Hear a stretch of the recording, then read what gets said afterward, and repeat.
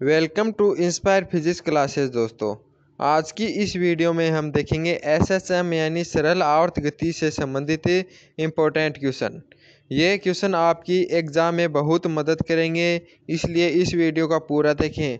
और एयरफोर्स के एग्ज़ाम में ऐसे ही क्वेश्चन पूछे जाते हैं, तो चलिए देखते हैं आज के इन क्वेश्चनों को।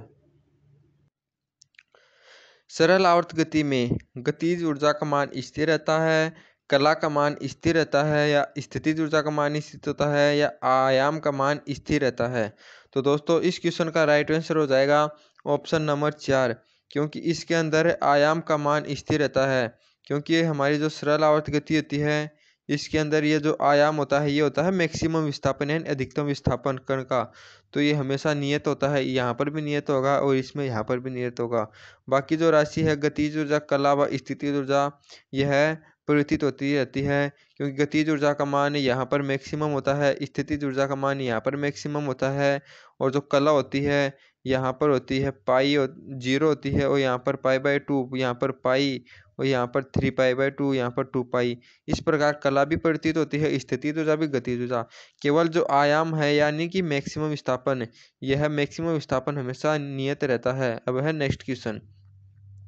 किसी कण का एक्स एक्स के अनुदिश विस्थापन हमें दे रखा है, x बराबर a sin square omega T से दिया जाता है। इस कण की गति है।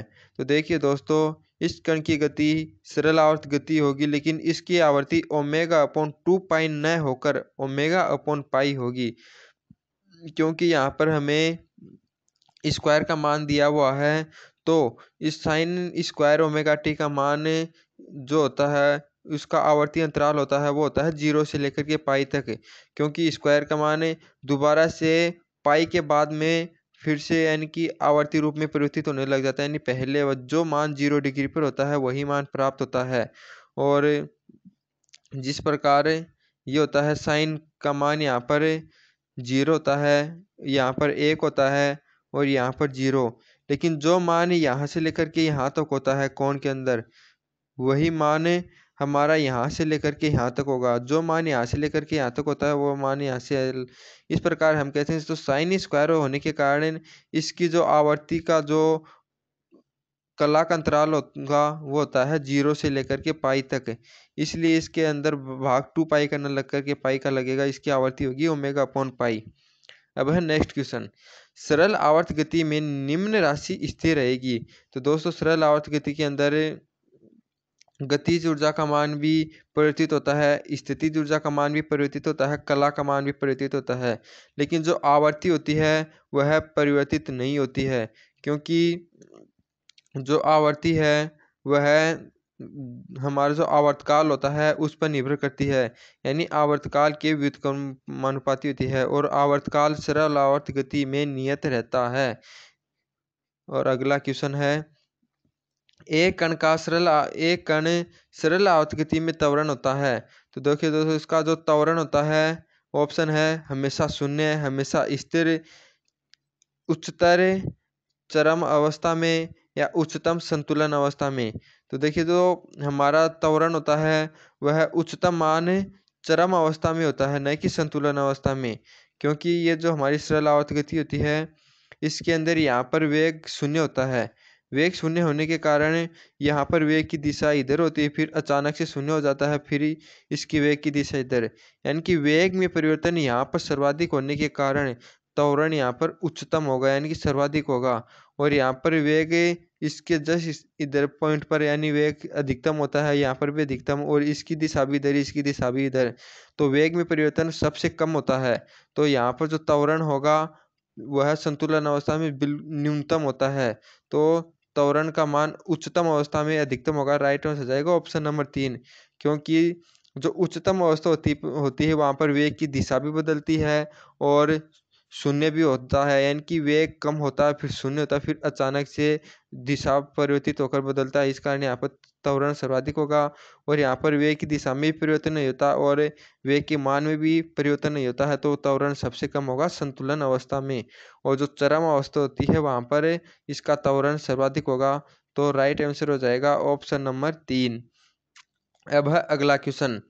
सरल आवर्त गति कर रहे कण की यांत्रिक ऊर्जा होती है त्वरण के समानुपाती, आयाम के समानुपाती, आयाम के वर्ग के समानुपाती, दोलन काल के समानुपाती। देखिए जो दोस्तों, आप देखते हैं कि जो हमारा सरल आवर्त गति में यांत्रिक गति का सूत्र होता है वो होता है के एक्स स्क्वायर। तो यहाँ पर जो इसकी जो यांत्रिक ऊर्जा होगी वह एक्स स्क्वायर के समानुपाती होती है। तो राइट आंसर हो जाएगा ऑप्शन नंबर 3। अब है नेक्स्ट क्वेश्चन। दोलन करता हुआ सरल लोलक कुछ समय के बाद रुक जाता है जिसका कारण है उसका द्रव्यमान, हवा का घर्षण, गुरुत्वाकर्षण या ऊर्जा शून्य हो जाती है। तो देखिए दोस्तों, जो दोलन कुछ समय बाद रुक जाता है वो होता है हवा के घर्षण के कारण, क्योंकि वह जब दोलन करता है तो हवा के कारण उसमें घर्षण उत्पन्न होता है जिसके कारण उसकी गति धीरे धीरे कम हो जाती है और दोलन करना यानी कि करता हुआ लोलक कुछ समय बाद रुक जाता है। तो इसका राइट होगा हवा के घर्षण के कारण। अब है नेक्स्ट क्वेश्चन। सरल आवर्त गति कर रहे कण का त्वरण हमेशा संतुलन स्थिति की तरफ होता है, एक किनारे की तरफ होता है, लगातार दिशा में परिवर्तित होता है, माध्यम स्थिति की दिशा पर नहीं परिवर्तन होता है। तो इसका राइट आंसर हो जाएगा हमारा कि यह हमेशा संतुलन स्थिति की तरफ होता है। देखिए दोस्तों, जो त्वरण होता है हमेशा उसकी डायरेक्शन उसी तरफ होती है जहाँ पर उसका मान शून्य होता है।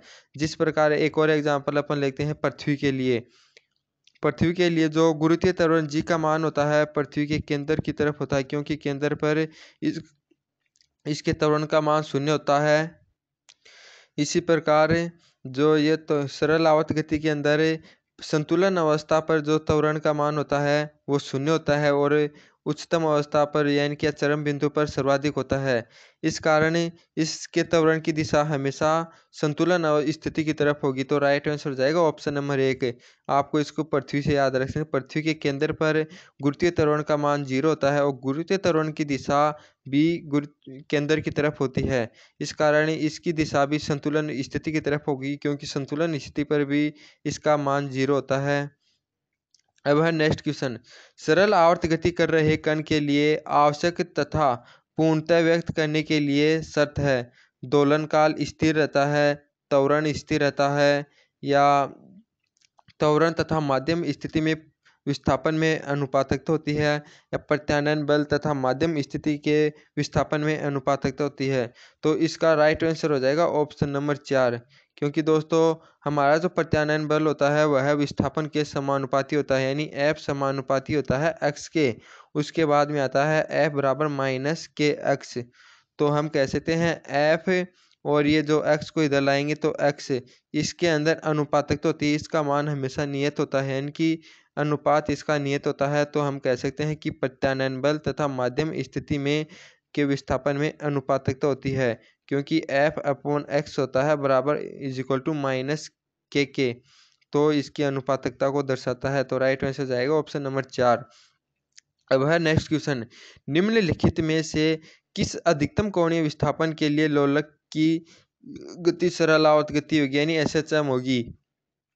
तो जो कोणीय विस्थापन ये सरल लोलक होता है हमारा, इसका जो कोणीय विस्थापन जितना कम होगा तभी हमारी सरल आवर्त गति इसको अपन बोल सकते हैं। तो इसका जो ये कोण है ये मैक्सिमम 15 डिग्री हो सकता है, अधिकतम 15 डिग्री। लेकिन 15 डिग्री के बाद ये कोण यदि अधिकतम हो जाएगी तो इसको अपन वर्तीय गति यानी सरल वर्तीय आवर्त गति मानेंगे, न कि सरल आवर्त गति। इस कोण का मान 15 डिग्री से अधिक होने पर कोणीय आवर्त गति होगी, न कि सरल आवर्त गति। लेकिन यदि यह कोण बिल्कुल अल्प होता है, छोटा होता है, तो इस गति को यहाँ पर जो होती है अपन इसको सरल रेखा में गति मान सकते हैं, क्योंकि यहाँ पर जो ये घुमाव होता है ये बहुत कम होता है। इसलिए अधिकतम इसका होगा 15 डिग्री। तो इसका राइट आंसर हो जाएगा ऑप्शन नंबर 1, यानी अधिकतम 15 डिग्री के लिए ही कोणीय विस्थापन को अपन सरल आवर्त गति मान सकते हैं। इससे अधिक यदि कोण होगा तो वह कोणीय आवर्त गति होगी, क्योंकि फिर यहाँ पर इसका जो विस्थापन रहेगा इस प्रकार से ये कोण अधिक होने पर यह कोणीय हो जाएगा, इसलिए इसको कोणीय आवर्त गति करेंगे। यदि यह कोण हमारा बहुत ही अल्प होगा, ये थीटा यानी 15 डिग्री से कम होगा, तो इसको अपन एक सरल रेखा मान सकते हैं। तो ये हो जाएगी सरल आवर्त गति। अब है नेक्स्ट क्वेश्चन, सरल आवर्त गति कर रहे कण का आयाम बढ़ाने पर आवर्तकाल। तो दोस्तों आवर्तकाल हमेशा इसका नियत रहता है, स्थिर रहता है, तो वह वही रहेगा। ऑप्शन नंबर होगा इसका 3, यानी सरल आवर्त गति में आयाम बढ़ाने पर आवर्तकाल पर कोई इफेक्ट नहीं पड़ता, यानी आवर्तकाल हमेशा नो चेंज रहता है, यानी वही रहेगा। तो राइट आंसर हो जाएगा ऑप्शन नंबर 3। अब है दो सरल आवर्त गतियों की आवृत्तियां व आयाम समान होने पर कौन सा कथन सही है? आवर्तकाल भिन्न भिन्न होगा, माध्यम स्थिति में वेग न्यूनतम होगा, चरम स्थिति में गतिज ऊर्जा अधिकतम होगी, कलाएं भिन्न भिन्न हो सकती हैं। देखिए दोस्तों इस क्वेश्चन का राइट आंसर हो जाएगा ऑप्शन नंबर 4, क्योंकि आवर्तकाल भिन्न भिन्न होगा, ये ऑप्शन गलत है, क्योंकि आवर्तकाल हमेशा नियत रहता है, यह आयाम पर और ना ही आवर्ती पर निर्भर करता है, लेकिन आयाम पर निर्भर नहीं करता। लेकिन फिर भी यहाँ पर आवर्ती समान दी हुई है, तो आवर्तकाल भिन्न भिन्न नहीं हो सकता। माध्यम स्थिति में वेग न्यूनतम होगा। देखिए तो माध्यम स्थिति में वेग होता है वो अधिकतम होता है, ये होती है हमारी माध्य स्थिति, यहाँ पर वेग अधिकतम होता है और चरम स्थिति में वेग न्यूनतम होता है, तो यह ऑप्शन भी गलत हो जाएगा। चरम स्थिति में गतिज ऊर्जा अधिकतम होगी। देखिए दोस्तों यदि चरम स्थिति में गतिज ऊर्जा अधिकतम नहीं होगी यहाँ पर, क्योंकि चरम स्थिति पर वेग न्यूनतम होता है, तो गतिज ऊर्जा भी न्यूनतम होगी। लेकिन कलाएं भिन्न भिन्न हो सकती हैं। देखिए दोस्तों जो कलाएं हैं वो भिन्न भिन्न हो सकती हैं दो गतियों की, क्योंकि एक गति यहाँ से भी चल सकती है और एक गति यहाँ से भी, तो यानी कलाएं दोनों की परिवर्तित रह सकती हैं। यानी इस प्रकार यदि गति होगी तो इनकी कला अलग अलग होगी, अलग अलग होगी, भिन्न भिन्न हो सकती हैं। तो राइट आंसर हो जाएगा ऑप्शन नंबर 4। अभी नेक्स्ट क्वेश्चन 12वां नंबर, एक सरल आवर्त गति करते हुए कण के आयाम तथा आवर्तकाल में संबंध होता है। देखिए दोस्तों मैंने आपको बताया कि आवर्तकाल जो होता है वो आयाम पर निर्भर नहीं करता है, तो टी समानुपाती हो जाएगा हमारा ए की पावर नोट के, यानी आयाम के घात 0 की, इसका मान 1 होगा, यानी इस जो आवर्तकाल होता है वो आयाम पर निर्भर नहीं करता है। तो राइट आंसर हो जाएगा इसका ऑप्शन नंबर 4। अब है नेक्स्ट क्वेश्चन, सरल आवर्ती गति में माध्यम स्थिति की ओर लगने वाला बल समानुपाती होता है। देखिए दोस्तों जो सरल आवर्त गति होती है इसमें माध्यम की स्थिति पर लगने वाला बल होगा वो समानुपाती होता है आवर्ती की स्क्वायर के, क्योंकि जो हमारा इसके अंदर बल होता है वो होता है के एक्स, इसके अंदर तो कहीं पर भी आवर्ती नहीं आती है और आयाम भी नहीं आता, तो इसको हम जानते हैं कि जो इसमें त्वरण होता है वो होता है ओमेगा स्क्वायर